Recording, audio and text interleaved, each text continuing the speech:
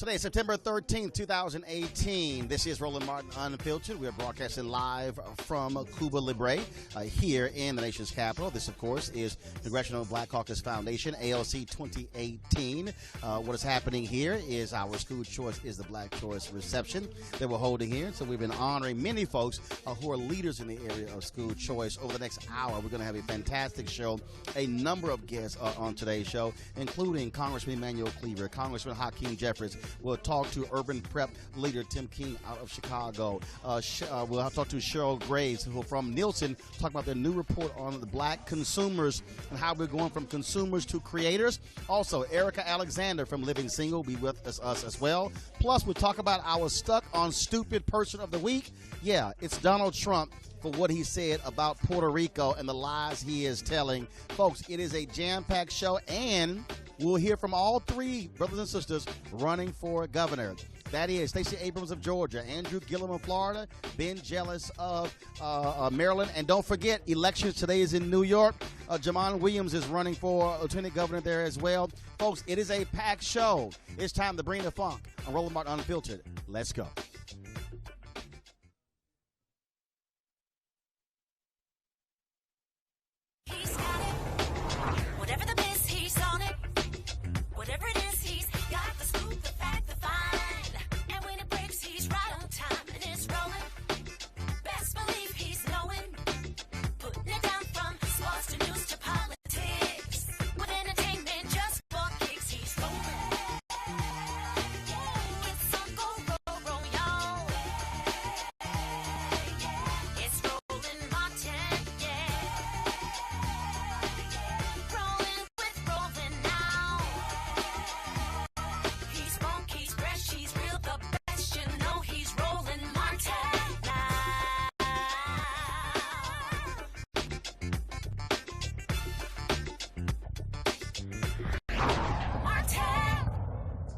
Folks, we're live here in Washington, D.C. on Roland Martin Unfiltered for CBCF 2018. Glad to have all of you here. Don't forget to also share this feed with all of your followers. We want as many folks as possible watching today's show. It's all about politics here at CBC. Many of the folks who are running for office, or folks who are already in office, are here. Not just talking about those who are running, but also dealing with the issues of public policy. Where we are right now is Cuba Libre for our School Choice is the Black Choice reception. Of course, that's an initiative that I founded with my wife, Reverend Dr. Jackie Hood Martin. We're going to talk about school choice a little bit later in the show, but first, I do want to talk to a couple of folks who are our honorees here. They're members of Congress, the elder amongst us, Congressman Emanuel Cleaver from Kansas City. He joins us, my alpha brother, and also we have, of course, Congressman Hakeem Jeffries from New York. Gentlemen, glad to have you on Roland Martin Unfiltered. First and foremost, we are obviously in strange times. Every single day something happens, and then we go, oh, my goodness, there's a new low that's coming out of this White House. As two individuals who are having to deal with a lack of leadership, Paul Ryan, as a perfect example, he pretty much dismissed what Trump had to say today about 3,000 dying in Puerto Rico. How difficult is it when people talk about bipartisanship and then you have one side who won't even check their leader? Well, what these guys are doing is perverting the cerebral work that the founders put into the Constitution. We'd have no checks and balances, and the people who are watching Roland Martin tonight ought to understand that there is no checks and balance with the executive branch and the legislative branch. And if it doesn't happen pretty soon, I am not exaggerating. I think that the democratic future of this nation may be actually in question. And Paul Ryan, I was excited when he took the job. He's now going the same way as Boehner. They ran Boehner out. They've intimidated Ryan. And now you couldn't get him to say anything with strength and power behind him. And I was disappointed in his little weak response to Donald Trump hurting the family members of people who died. Congressman Jeffries, we just had, of course, we're now seeing, because some documents were unearthed, more than 1 million bottles of water that just left on a runway in Puerto Rico. In any other administration, you would have hearings. You would have people demanding answers from FEMA. Pretty much it's kind of like, okay, no big deal. Well, that's exactly right. As Reverend Cleaver said, the House Republican Conference has been missing in action. They've been absent without official leave. They have failed to do their constitutional duties. The House of Representatives is a separate and co-equal branch of government. We don't work for Donald Trump. We work for the American people. But clearly, Paul Ryan and the rest of the cover-up caucus on the other side of the aisle has no interest in doing anything other than cover for the recklessness, for the insensitivity, for the intolerance, for the indecency of Donald Trump, their boss. If he says jump, their response is how high, even if it's jumping off a cliff, which hopefully will mean we're going to take the majority back in November. You've got a Supreme Court nominee right now. They won't reveal his opinions on stuff. You look at Lisa Murkowski of Alaska, who was put in office by those Native Alaskans who voted, and he's had writings that go against them. It's all kind of different things, and it's as if the rules are out the window, process is out the window, and it's we're going to get our people on no matter what, damn any norms whatsoever. Well, we're living in the shame season. There is no shame, because I don't know how people can sleep at night with a Supreme Court nominee who probably made it clear that he was going to be partial to the president if an issue arose, which it very well likely will, whether the president should respond to a subpoena. Secondly, let me just say this very quickly. I think that the Republicans have dipped to a new low when they allow this man in the White House to say and do anything without any possibility of paying for it. So he's getting away with everything, so he's going to continue to do it because there is no consequence. There's no reason for him to say, I'm not going to do it. 3,000 people dead, and he says they didn't die. Now, Congressman, there are some things that still are happening. For instance, you and I have talked about this here, the whole issue of criminal justice reform. You've been trying to work with Jared Kushner, work with this White House. Trump announced he wasn't going to endorse anything before the election because Republicans, as if they didn't want their people to lose, which is crazy considering you have Republicans and conservatives, broke white folks who are being caught up in a criminal justice system in Tennessee, in Alabama, and Mississippi.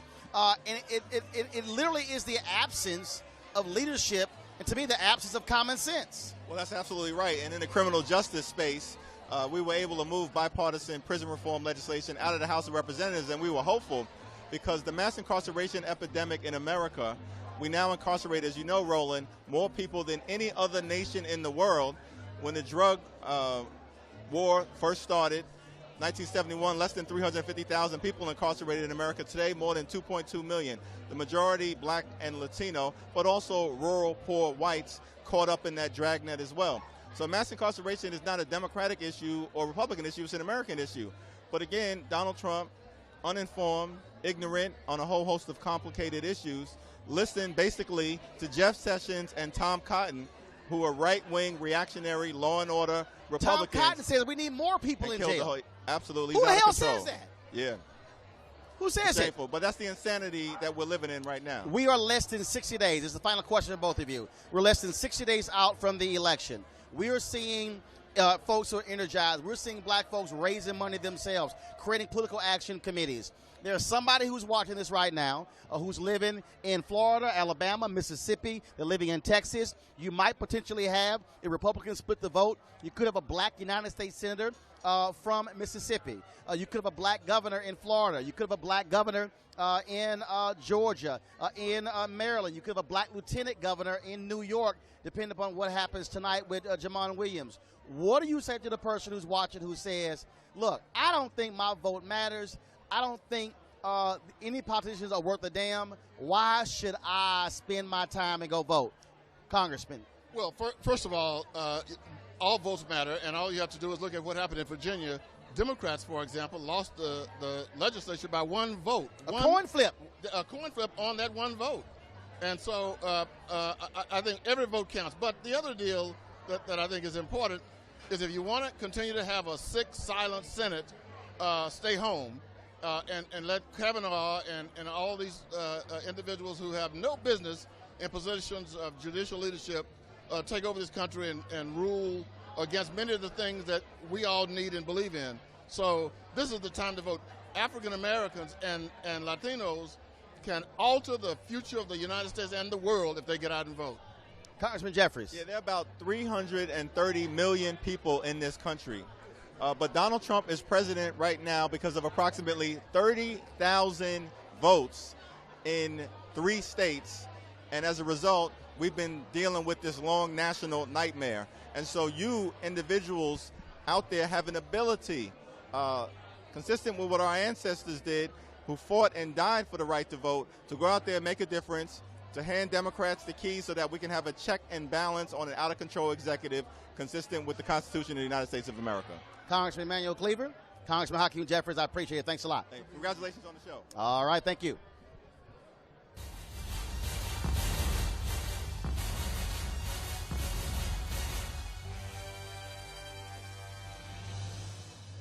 So, folks, we were talking a little bit earlier about Donald Trump today, comments that he made with regards to Puerto Rico. And this is a president who lies. And when I say lies, lies, lies, lies, that's why we have Trump Lies Matter. And so I want to read for you. What this president tweeted this morning. Not only is it insensitive, not only is it shameful, it also degrades the people of Puerto Rico. Of course, we know 3,000 people, based upon an estimate a study done by folks at George Washington University, died as a result of the hurricane in Puerto Rico. 9 hours ago, this is what Donald Trump tweeted. 3,000 people did not die in the 2 hurricanes that hit Puerto Rico. When I left the island after the storm had hit, they had anywhere from 6 to 18 deaths. As time went by, it did not go up by much. Then a long time later, they started to report really large numbers like 3,000. This was done by the Democrats in order to make me look as bad as possible when I was successfully raising billions of dollars to help rebuild Puerto Rico. If a person died for any reason, like old age, just add them onto the list. Bad politics. I love Puerto Rico. You know Republicans are scared to death when you have folks like Florida Governor Rick Scott, who is running for United States Senate. He came out with a statement flat out saying, not true. Ron DeSantis, who was running to replace him as governor against Andrew Gillum, he even said that simply is not the case. Why? A significant number of Puerto Ricans have moved to Florida. They are eligible to vote, and so he knows full well that that's the worst thing in the world to tick off Puerto Ricans, folks who've actually died, who've lost family members. Folks, it is amazing. In fact, today, the Washington Post has a story. Donald Trump has told nearly 5,000 lies since he became president of the United States. How in the hell can anybody trust anything this man says when he will lie? He is angry and upset about what he did not do in Puerto Rico, when he went there tossing paper towels around, when he went there complaining to Puerto Rico about how they were wrecking the federal budget by virtue of the hurricane. Omarosa was on our show, and she said the reason he would not help Puerto Rico is because he was in a spat with the mayor of San Juan. Folks, this is the kind of person who is sitting in the Oval Office who has no business representing this country. Every time Donald Trump lies, we're going to bust him with Trump Lies Matter, and we're not going to stop until he learns to tell the truth. Now, earlier today at Congressional Black Caucus, there was a event, it was a panel that took place. It featured the 3 African Americans who are running for governor. That is Stacey Abrams in Georgia, that is Andrew Gillum in Florida, and Ben Jealous in Maryland. Before that particular panel, I had a chance to catch up with each one of them. And so first off, here's here's Stacey Abrams, Democratic nominee for governor, talking about how her campaign is going. Take a look. Well, Stacey, how you doing? I'm doing very well. 54 days to go. Yes, and one of the things that I've been talking about with folks is that the difference, I think, what we're seeing now is that folks are going old school, whereas bumper stickers, yard signs, where everybody's talked about all about technology, it's really about precinct to precinct, a really hardcore ground game. I think it's a combination, but I think you're absolutely right that the foundation of a successful campaign is the ground game. Technology is a tool to amplify it, but technology cannot replace hand-to-hand conversation, door-to-door knocking, making phone calls, and really touching people where they are. Saw a recent poll. Looks good for you. So it's not bad to be in that position. Going ending September, and then of course going into October, November. Well, what we've seen in the polling is that it's undercounting the communities we know will turn out. We saw a 43% increase in African American turnout in the primary. We saw a 400% increase in Latinos, 600% in Asian Pacific Islanders.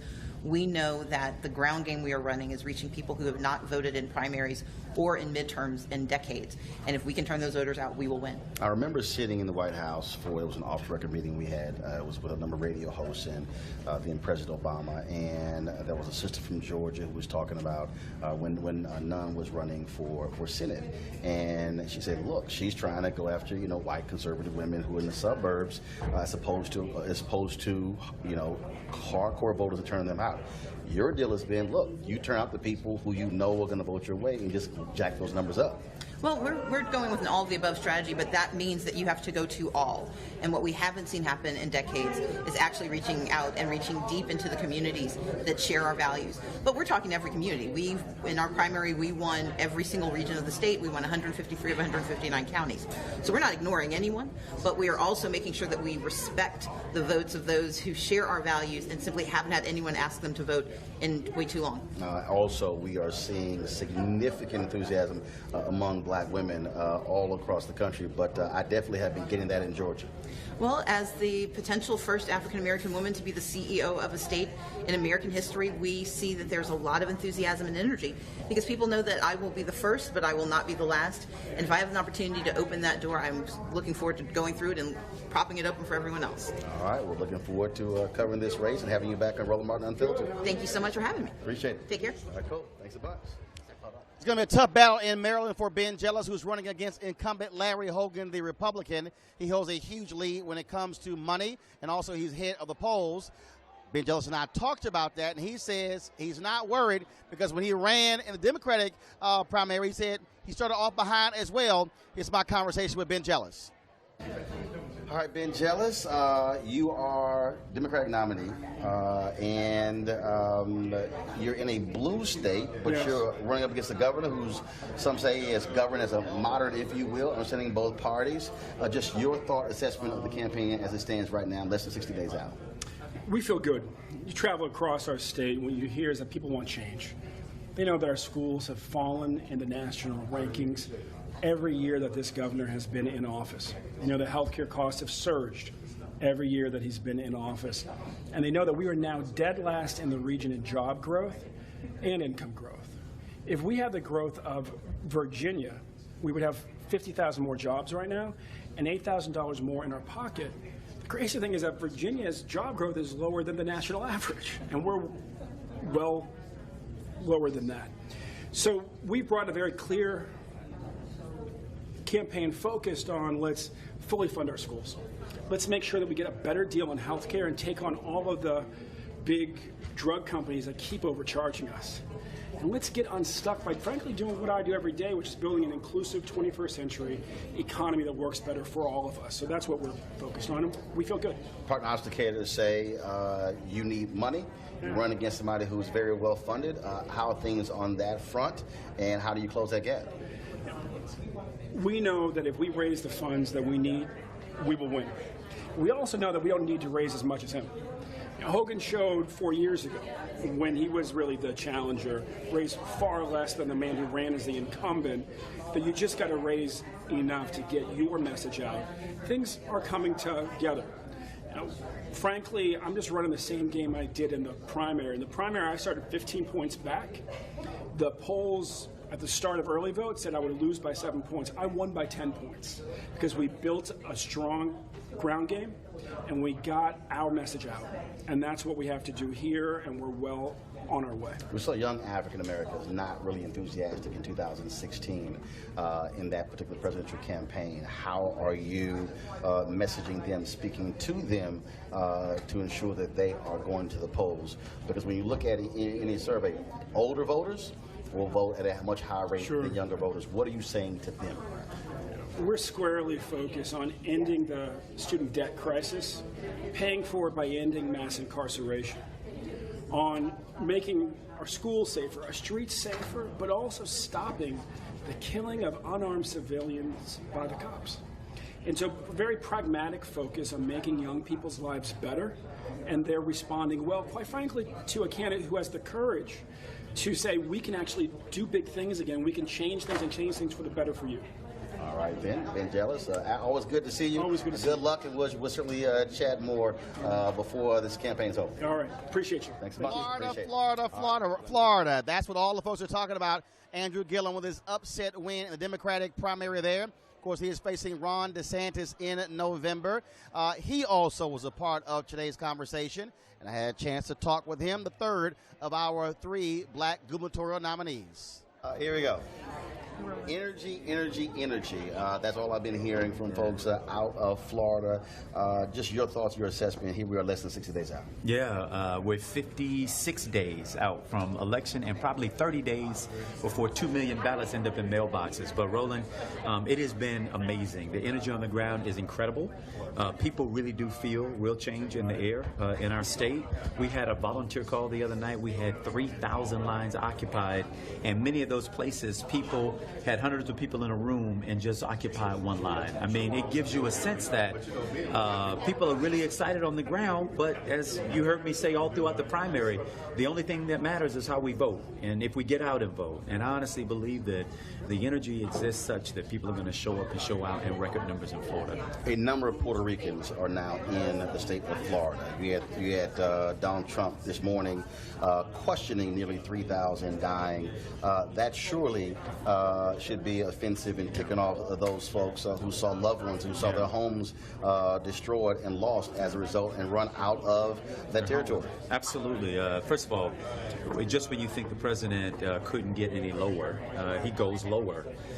There is no floor for this guy, it seems. I take particular offense in the state of Florida, where we are the home to the highest number of Puerto Ricans outside of the island of Puerto Rico. I visited Puerto Rico a few weeks ago, sat with the governor, overnighted in the interior in a hacienda where they had not yet received their power back, right? This is a U.S. Commonwealth, if you will. They are part of us. The federal response is a terrible embarrassment, and quite frankly, my heart goes out in advance to those in the path of Florence, because if this is how the president conducts himself, self-congratulating, undermining the efforts for recovery in Puerto Rico, imagine the nervousness that might exist for those people. I wish them well. I wish them no harm, and I hope that this is a much improvement upon the recovery efforts. But you got to wonder when you have a president who just doesn't deal in reality, and quite frankly has such reduced regard for human life, is willing to suggest a political conspiracy rather than admit that their administration failed, and as a result of that, thousands of people lost their lives. Last question real quick. Clearly, when your opponent has resigned his seat, it seems like you got him a little bit worried in his campaign. Well, my opponent also is modeling himself after Donald Trump. He's sitting around calling names, equating me with animals, while we're getting around the state and talking about the issues that matter to people. We're going to stay on the issues while they sink in the swamp. My grandmother always told me that never wrestle with pigs because you both get dirty, but the pig likes it. So they won't have a wrestling partner in me. They're going to have a governor, and that's how we'll win this state. All right, Andrew Gillum, we appreciate it. Thanks a bunch. I appreciate it. Folks, when we come back on Roland Martin Unfiltered, we'll talk the new Nielsen report on African-American consumers and how we're going from folks who are consumers but also to creators. That's next right here on Roland Martin Unfiltered. This is Diala Riddle, and you're watching Roland Martin Unfiltered. Stay woke. This is Director X, the director of Superfly on the red carpet, or the black carpet, and you're watching Roland Martin Unfiltered. Yo, what up, y'all? This is Jay Ellis, and you're watching Roland Martin Unfiltered. Hi, I'm Chaley Rose, and you're watching Roland Martin Unfiltered. I'm Lex Scott Davis, and you are watching Roland Martin Unfiltered. Hey, what's up, y'all? It's your boy Jacob Lattimore, and you're now watching Roland Martin right now.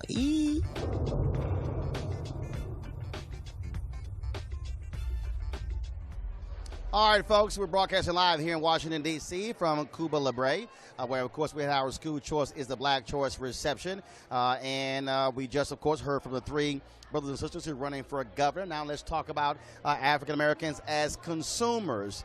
The reality is, when it comes to this economy, well, we're up to now a spending power of $1.3 trillion. That's a hell of a lot of money. But the question is, what are we spending that money on? Are brands respecting us? And what does it say about our loyalty? Well, every year for the last 7 years, Nielsen has done their annual survey on black consumers, and their new survey is out. So I'm doing the phone. See, here's the deal. We're going to talk about this here because black folks, we really use our phones. We really do. So I need to use both.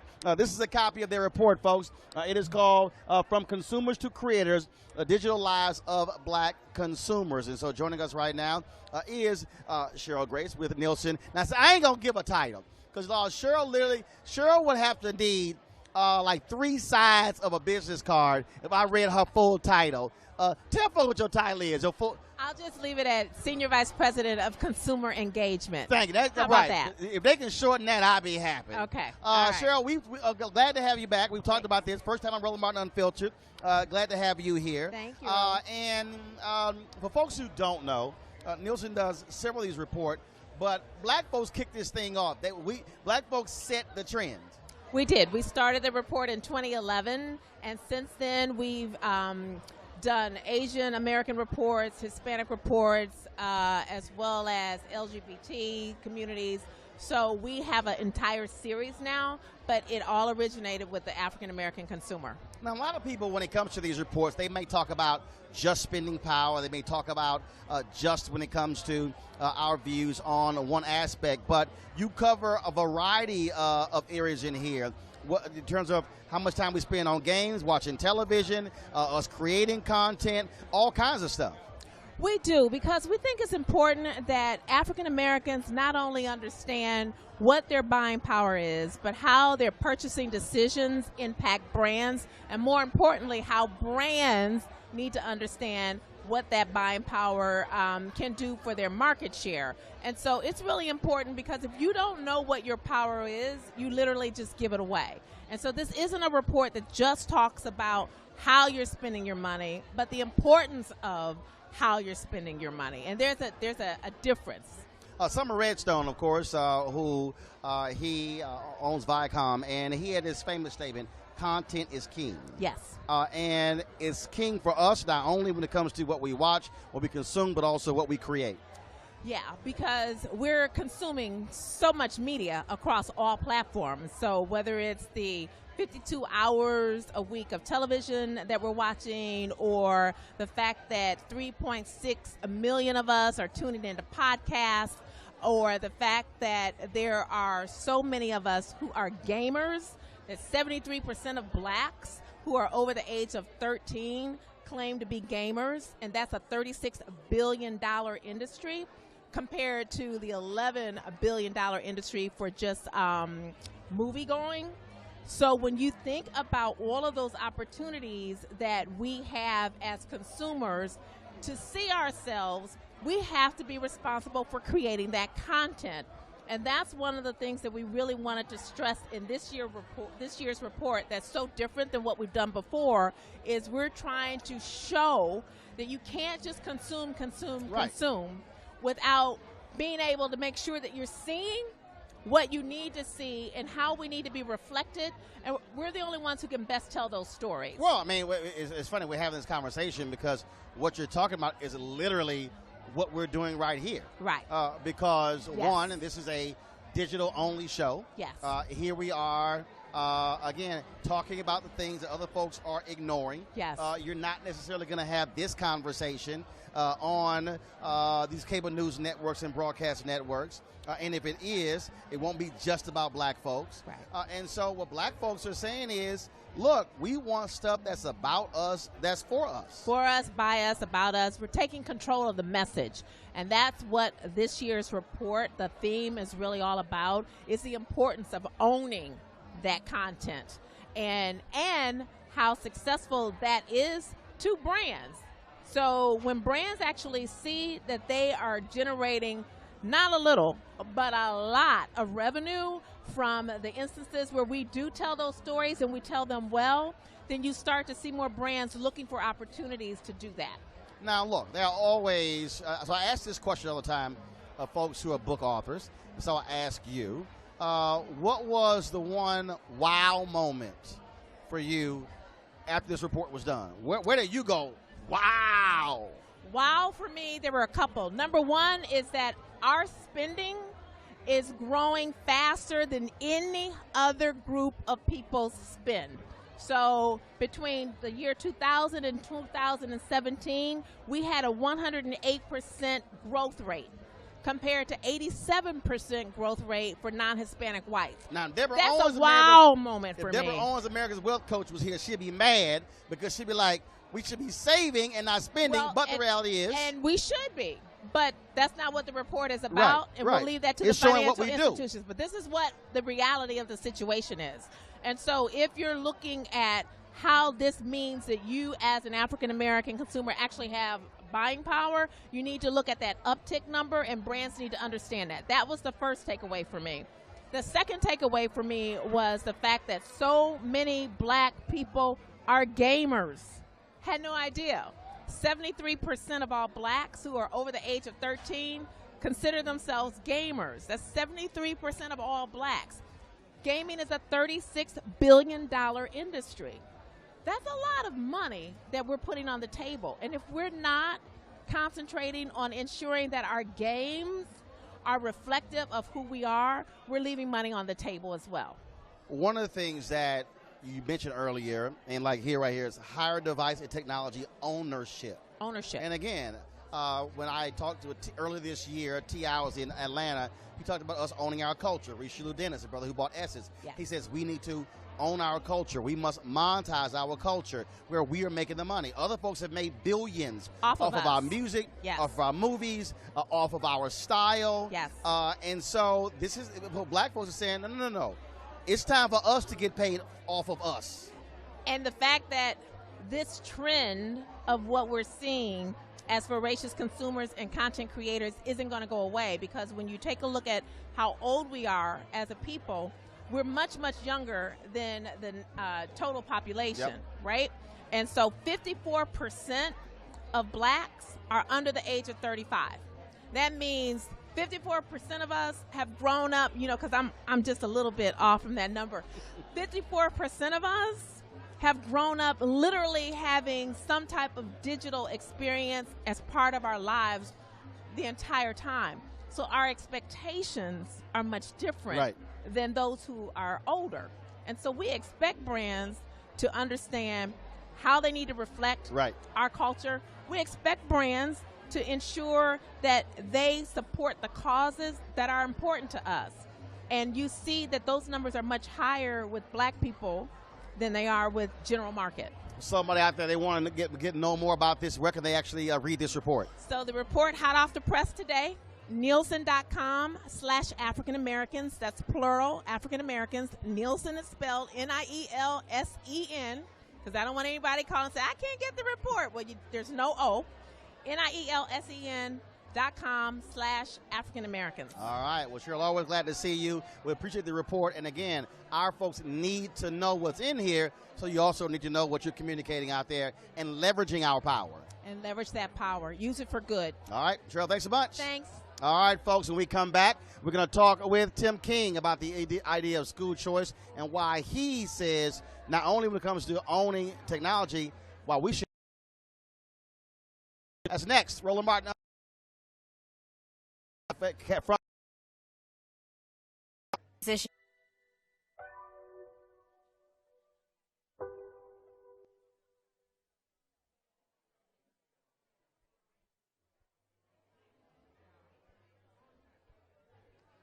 Hey, folks, welcome back to Roland Martin Unfiltered. As I said, we're here at Cuba Libre here in Washington, D.C. And what is happening here, this is the School Choice is the Black Choice reception. We did this with the National Alliance of Public Charter Schools, as well as a number of other groups as well.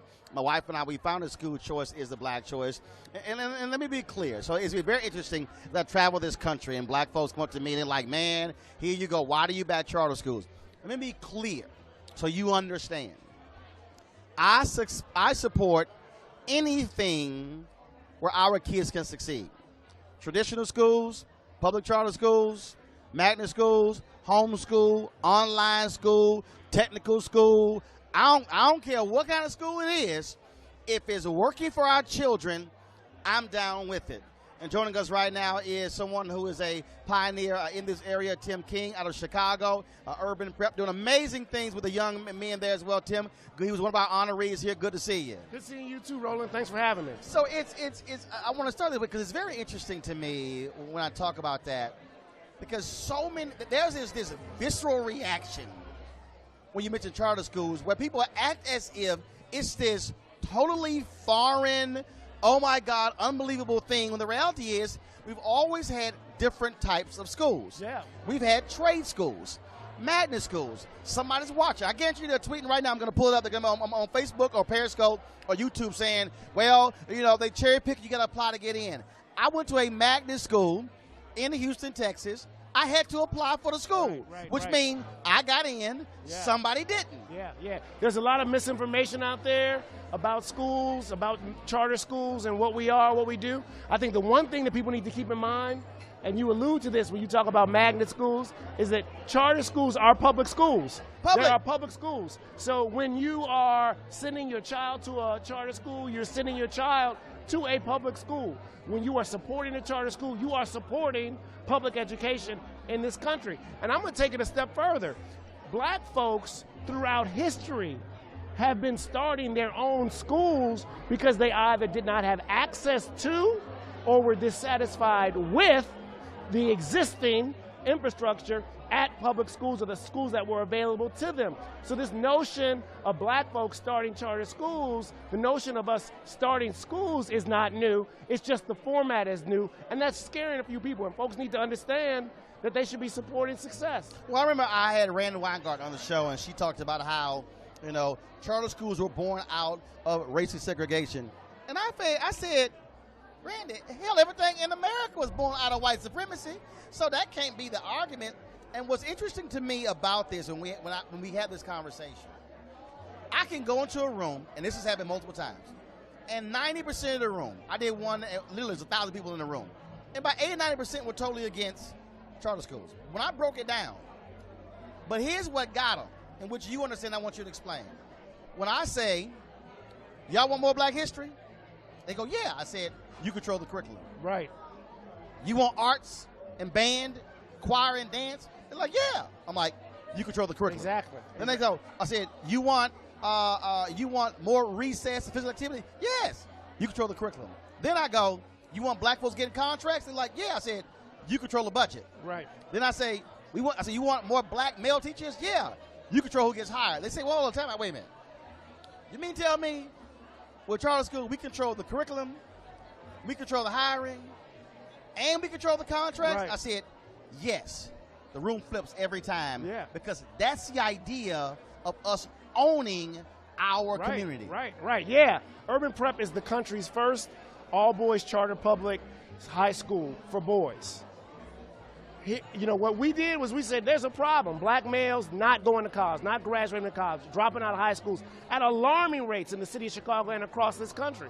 And so we said, we're going to do something about it. And a group of us got together and we decided to start a school that was going to be laser focused on this particular population. People are flabbergasted when I tell them that all of our students are African American, all of our students are male.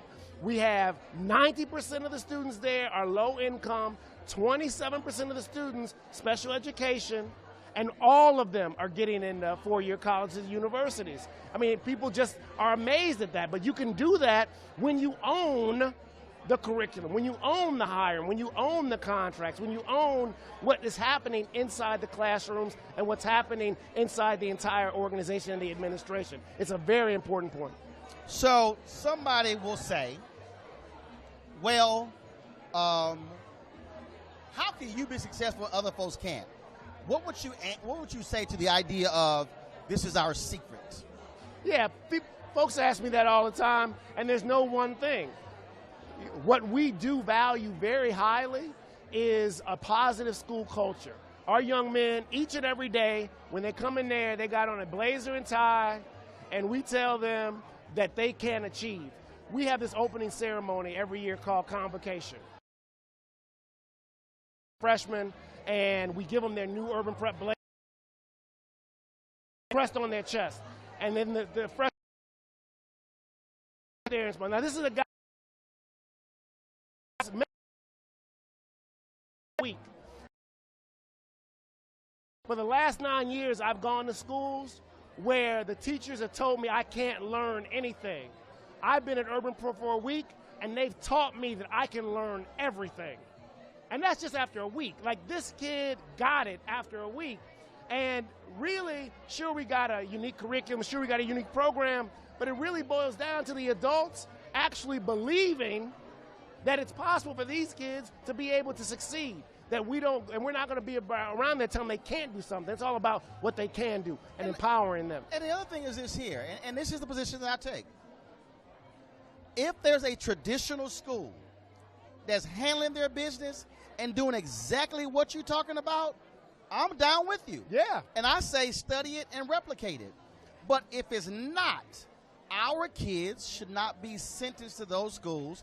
And I have no problem if we end up with 15 urban preps, 30 urban preps, 100 urban preps, because if you're doing the job and our kids getting educated, that's the way it should be. And you're empowering families to make decisions and choices. Look, my parents had the opportunity to choose what school I was going to go to.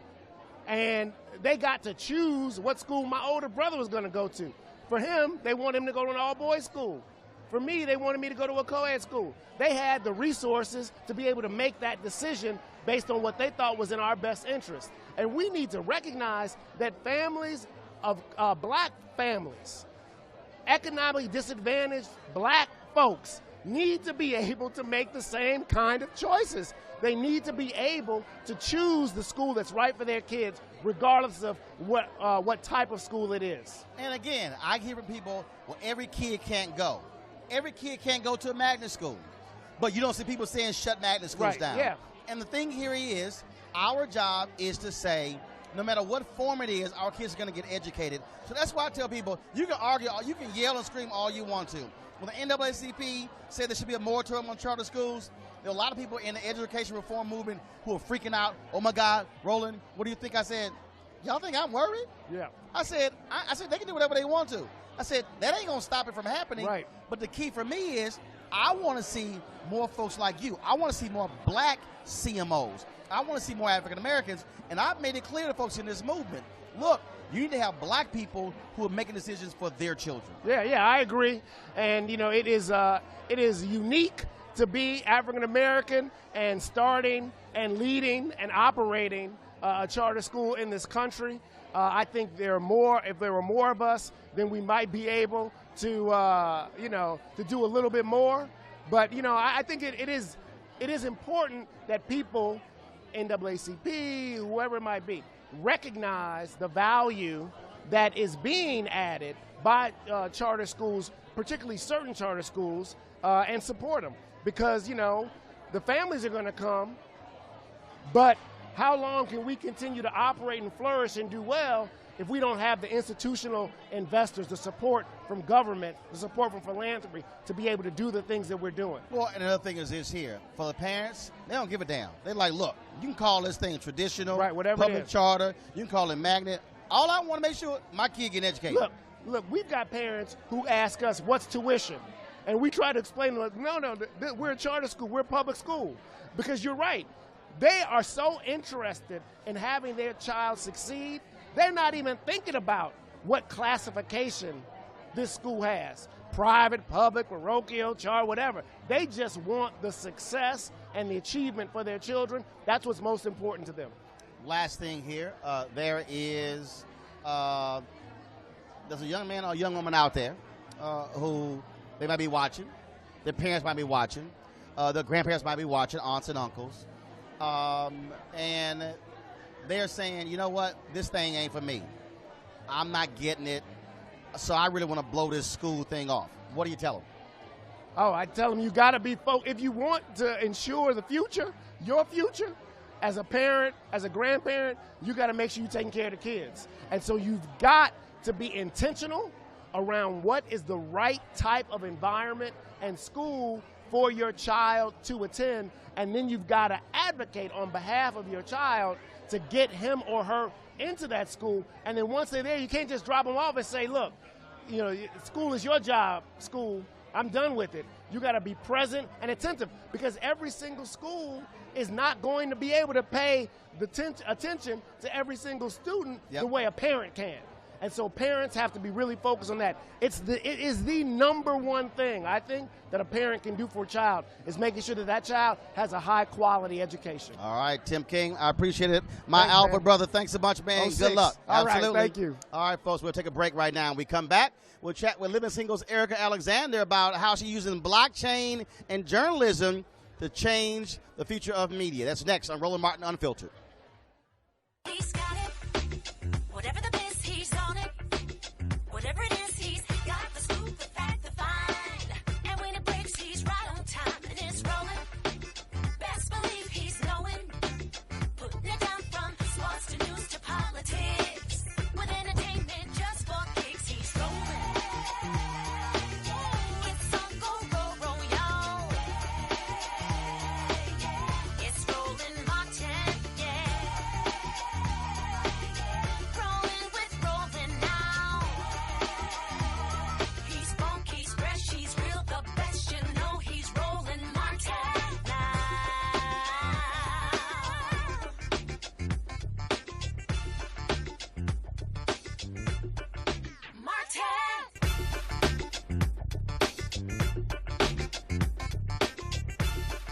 All right, folks, welcome back. Really? Jay is so loud. Welcome back to Roland Martin Unfiltered, folks. We're here at Cuba Libre here in Washington, D.C., and we've been having a great time here. Folks are here, of course, for our school choice is the Black Choice reception. There's lots of food going around. I ain't had none yet, so I need somebody to make me a plate. That'll be great. Folks, joining us right now, you know her, Maxine from Living Single. She's been very much involved in politics, public policy, and now she is doing something very interesting when it comes to blockchain and media. And so I saw this story. I was like, girl, what you doing? Come on the show and talk about it. Erica Alexander, what's happening? Thank you, Roland Martin. You always in it, so I'm trying to get in it too. So explain. So tell folks, what are you doing with blockchain and media? What are you doing? All right, so Civil is a new platform that's trying to empower the people to have more control over journalism and inclusivity and who gets to do it. This has been your lifelong thing. This is what you've done. One of the things I loved about your Breakfast Club interview was that you talked about how many people you put on and how many people have gone on from those careers.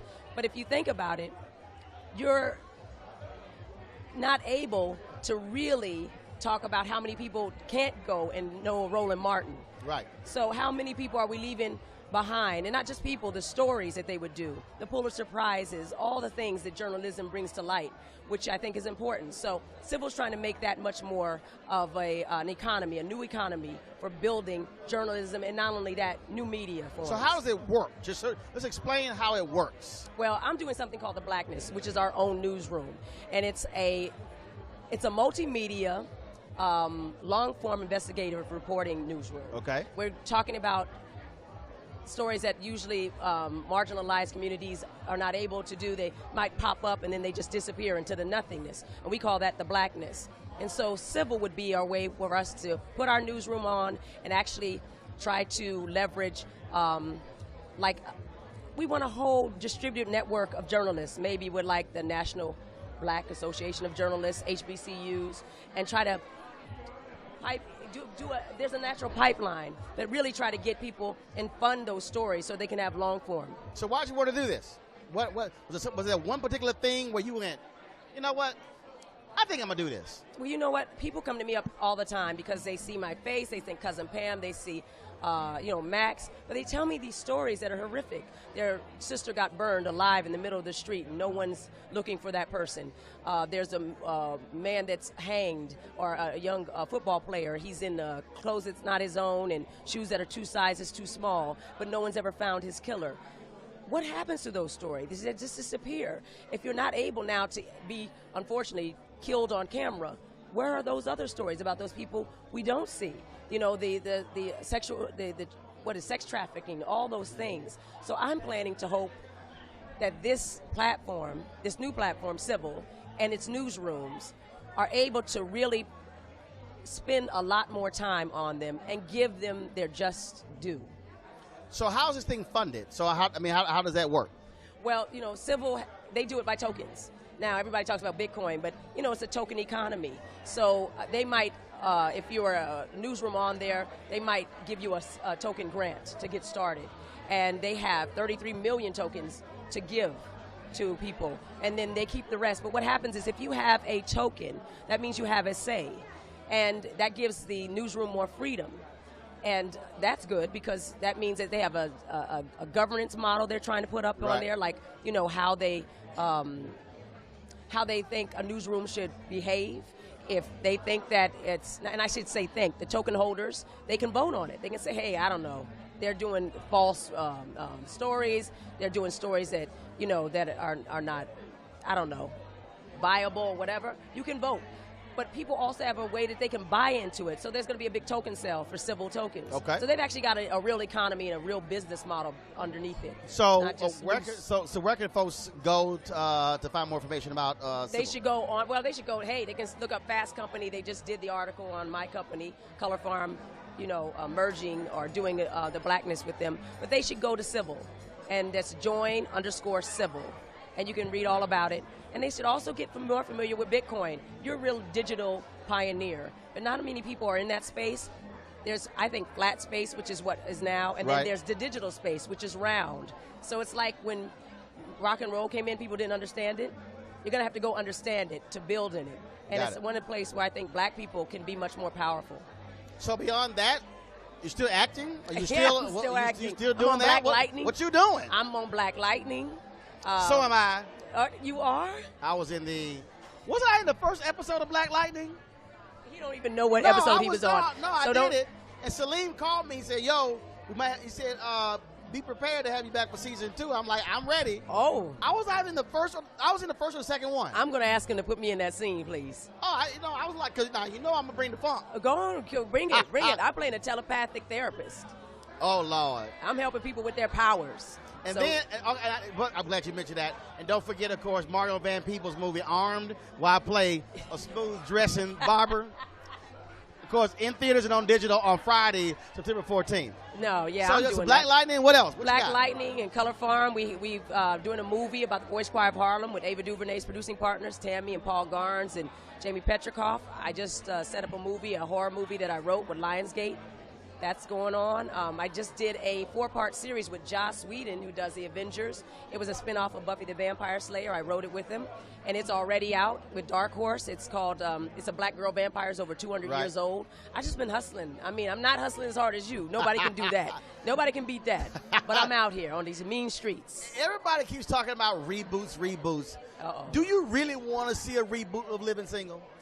Let me tell you something. I'm the person who probably said no. That when everybody probably said yes. And the reason I think is because it's hard to get forward momentum in your career. And I believe it's important for me, at least in my age at this time, to move forward. It would be nice to do it. I mean, I'd have fun. But it's not maybe where my heart is. It would be nice. I keep thinking that they should take the same cast and make something new with it. Do a remix. Don't just do a reboot. Right. Mash it up or something. So we'll see, but I don't think so. Yeah, not for me. A remix, Single Living. After single, divorced and got hip replacement. That's what it needs to be. Shoot. All the pharmaceuticals will sponsor that show. Hey, you're thinking. That's why I love you, Roland. You know how to pull that sponsorship. Come on now. Somebody got to do it. Somebody got to do it. Yes. Well, Erica, always good to see you. It's always good to be asked. Thank you so much. And thank you for setting not only the example, but raising the bar for everybody. I appreciate it. Thanks a bunch. We'll have you back. All right. All right, then. Folks, going to go to a break. When we come back, I'm going to show you a really, really dumb white man who's a white supremacist who actually, just wait till y'all see the clip. Oh, my God. You're just going to crack up laughing. So I have the debut of our Stuck on Stupid Person of the Week up next on Roland Martin Unfiltered.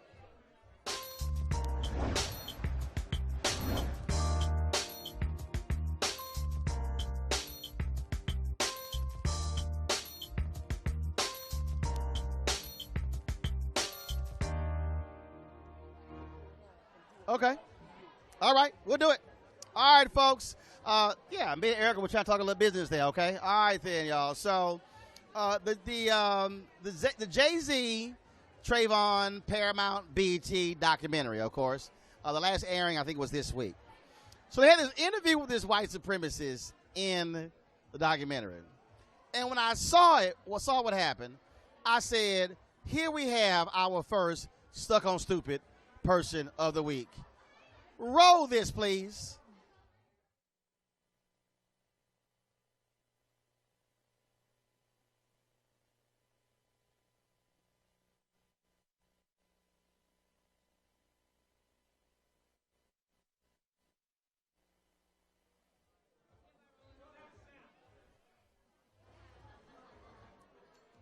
All right, y'all, we're trying to get this straight. So we couldn't hear the sound bite?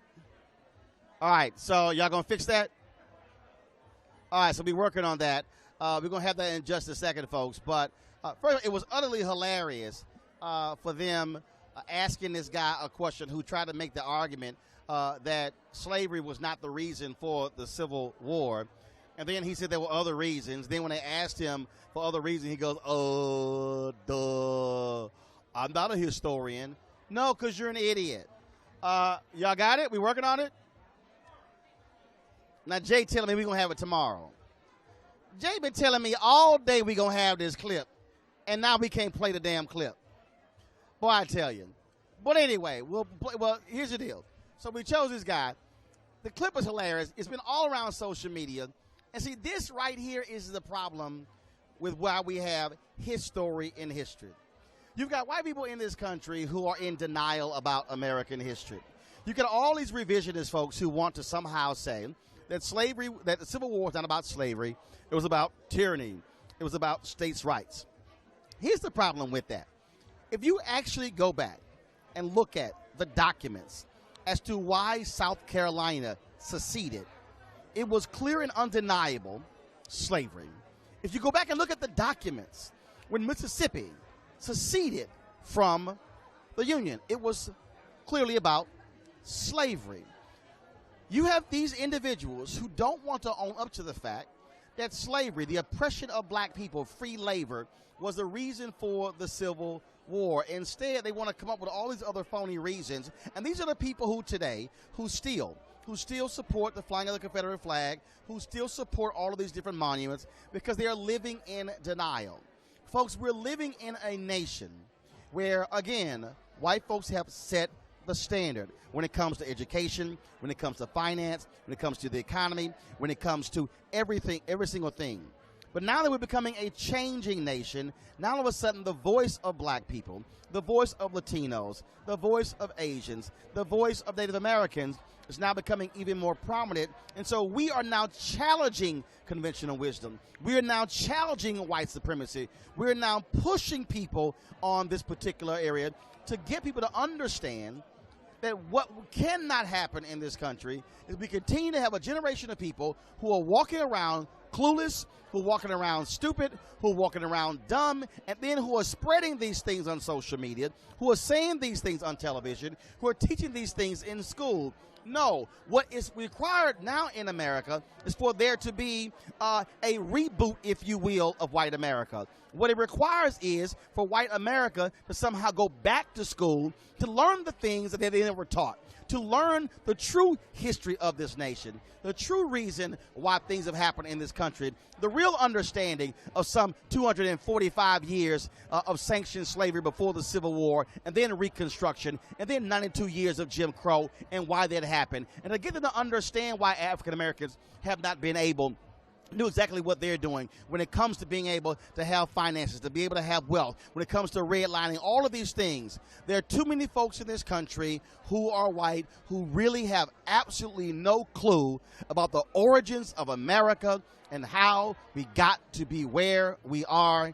And I can tell you right now, there are folks like me who are not going to let them off the hook, who are going to continue to educate them. And then when they want to be in denial, then we're going to challenge them as well.